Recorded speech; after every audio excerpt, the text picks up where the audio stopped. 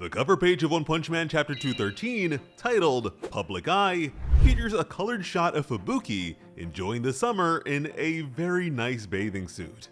And the last time we saw a colored cover page like this was 3 years ago, and also for the summer. A clown monster was causing trouble at an amusement park. The top A-class hero, Sweet Mask, showed up to intercept it. The hero shoved the clown's oversized hammer and dealt heavy damage in an instant. The monster was flung back by the force. Sweet Mask exerted a bit of his monstrous strength and was certain that his task was complete. But instead, the clown clutched tightly onto his balloons. One of them popped. Then something strange happened to the clown's body. His split face began to knit itself back together while his eyes were reeled back into their sockets. They spun around as if being screwed in like light bulbs. And then the monster smiled. Sweet Mask couldn't believe what he was seeing. The clown did a handstand and faced his enemy.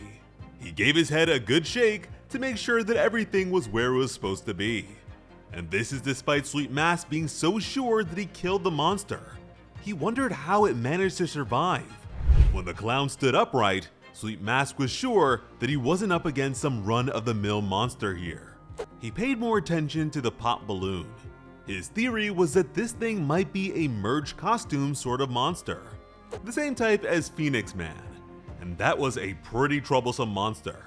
Sweet Mask assumed that each balloon was like a separate health bar, so the clown could probably survive 2 more lethal attacks. The fact that Sweet Mask was able to figure all of that out so quickly is very impressive. This guy is actually a veteran hero. Because of their overwhelming strength, the S-Class heroes don't know much at all about monsters or the heroic business. They just show up and fight. Unlike Sweet Mask, they weren't there for the early days of the Hero Association, and they never actually rose through the ranks. In a way, if Saitama is the parody Superman, then Sweet Mask might just be the parody Batman, but very much on the Bruce Wayne side of things. Meanwhile, the clown had stowed his hammer and was messing around with a bit of cloth. He moved it to reveal a unicycle, and the wheel was a buzzsaw. The clown was pedaling rapidly. Sweet Mask knew that depending on how it's used, the clown's special ability could be pretty insidious. At the same time, the clown began to call out to the onlooking crowd. He cut the ground and the distance in an instant, but Sweet Mask quickly sidestepped the attack. Then he punched the freak. Sweet Mask was glad that he was able to intercept the creature before it could grow any stronger. But despite a monstrously smoldering punch, the clown was alive and retreated to the side of a metal pole. His hammer took the brunt of the blow, so the clown had a mocking smile on his face. Sweet Mask was becoming more concerned. The monster being able to deflect his attack at such a low level was definitely a problem. He figured that it was recently formed, but now he could tell that it is also the rapidly growing type. The bystanders were discussing what they saw. They thanked their savior, but also wondered who he might be. And among them, we have the former members of Narinki's private squad. These guys were an elite task force who were meant to infiltrate the Monster Association with advanced raid suits. Instead, they ended up becoming Do-S's playthings. Originally, Sweet Mask ruthlessly slaughtered all of them. Then there was a redraw that had Atomic Samurai's disciples get involved and stop him. But now, they're all members of the amusement park security team. Trouble seems to be following them around. So at this point, there's no doubt in my mind that they'll eventually join the heroes. But since Sweet Mask changes his appearance so drastically, none of them were able to recognize him. At the same time, the clown was delighted by all the attention he was getting. This is Pesky Clown, an estimated disaster-level tiger. Being the center of attention was doing something to the monster. The spotlight was filling his body with some unfamiliar power. Sweet Mask was assessing everything the monster said and did. This monsterization seems to stem from an extreme desire for attention, something that's pretty common these days. Growing thanks to public attention is a pretty dangerous attribute.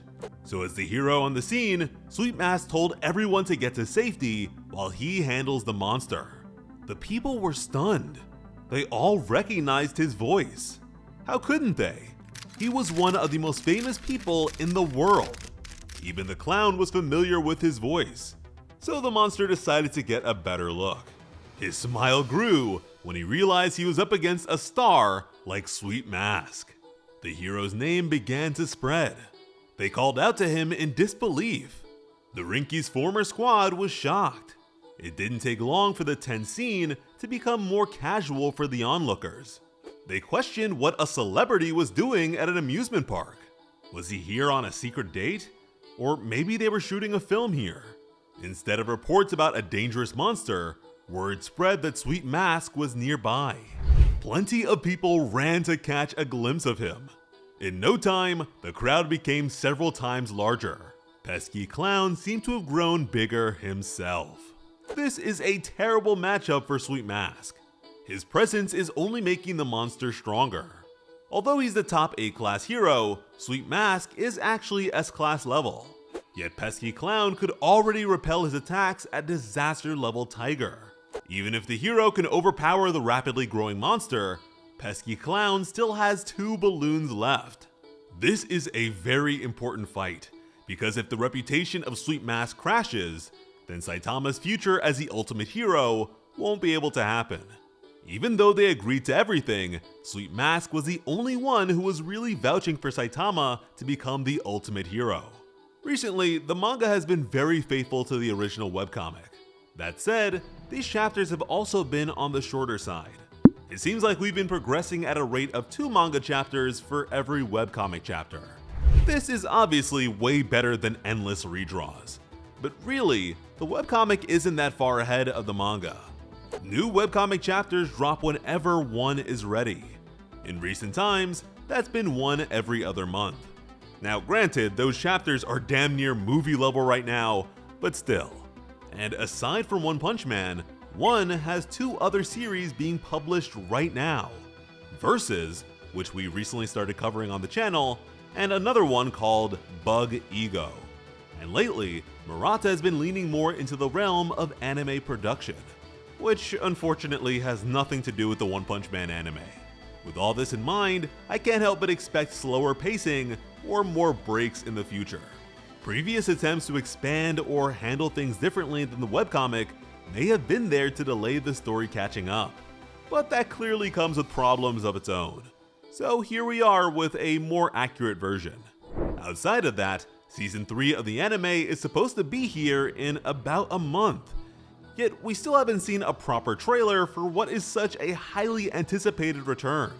Season 3 went into production 3 years ago, so hopefully they managed to deliver. But hey, at least One Punch Man made it to Fortnite. Tall Tatsumaki will take some getting used to, but Saitama's model is so much better than Goku's it's not even funny.